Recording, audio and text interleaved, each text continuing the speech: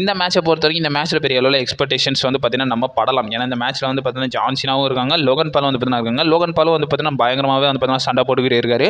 இந்த இடத்துல இந்த மேட்ச்சை வந்து பார்த்தீங்கன்னா புக் பண்ணும்போது பல ஆடியன்ஸ் வந்து பார்த்தீங்கன்னா பயங்கர டிசப்பாயின்மெண்ட்டில் இருந்தாங்க. அக்ரி பண்ணுறேன், நானும் அதில் ஒரு ஆள் தான். இந்த மேட்சை எக்ஸ்பெக்டே பண்ணல. ஸோ பிராக் லெஸ்னர் கூட புக் பண்ணாங்கன்ற மாதிரி வந்து பார்த்தீங்கன்னா பார்த்துக்கிட்டு இருந்தோம். இந்த மேட்சோட பெட்டிங் ஆர்ட்ஸ் வந்து பார்த்தீங்கன்னா ஃபுல் அண்ட் ஃபுல் ஃபேவரிட்டி வந்து நம்மளுடைய ஜான் சீனா தான் இருக்காங்க. இந்த இடத்துல லோகன் பால் அண்டர் டாக்காக தான் இருக்காங்க. கிட்டத்தட்ட 87% மேலே வந்து பார்த்தீங்கன்னா நம்ம ஜான் சீனா தான் பிக் பண்ணியிருக்காங்க பெட்டிங் ஆர்ட்ஸில். இந்த இடத்துல ஸ்பெகுலேஷன்ஸும் அதை தான் சொல்கிறாங்க, ஜான் சீனா வின் பண்ணாங்கன்றதை சொல்லியிருக்காங்க. பட் என்னோட சினாரியோ பொறுத்த வரைக்கும் நான் ஒரு ரெண்டு திங்ஸை வந்து பார்த்தீங்கன்னா முன் வைக்கிறேன். ஃபர்ஸ்ட் வந்து இதுதான் மோஸ்ட்டாக நடக்கிறதுக்கான பாசிபிலிட்டிஸ் இருக்குது. இந்த மேட்ச்சில் வந்து பார்த்தீங்கன்னா பிராக் லெஸ்னர் இன்டர்ஃபரன்ஸ் பண்ணி நம்மளுடைய ஜான் சீனாவை தோக்க வைக்கலாம். இல்லை மீன்ஸ் ஏதாச்சும் ஒரு டிஸ்ட்ராக்ஷன் மாதிரி வந்து பார்த்தீங்கன்னா பண்ணி ஸோ இந்த இடத்துல லோகன் பாலை கூட ஜெயிக்க வைக்கலாம். இல்லைனா வந்து பார்த்தீங்கன்னா க்ளீனாகவே ஜான் சீனா வின் பண்ணதுக்கு அப்புறமா நம்மளுடைய பிராக் லெஸ்னர் கூட வந்து பார்த்தீங்கன்னா அப்பியரன்ஸ் ஆகலாம்.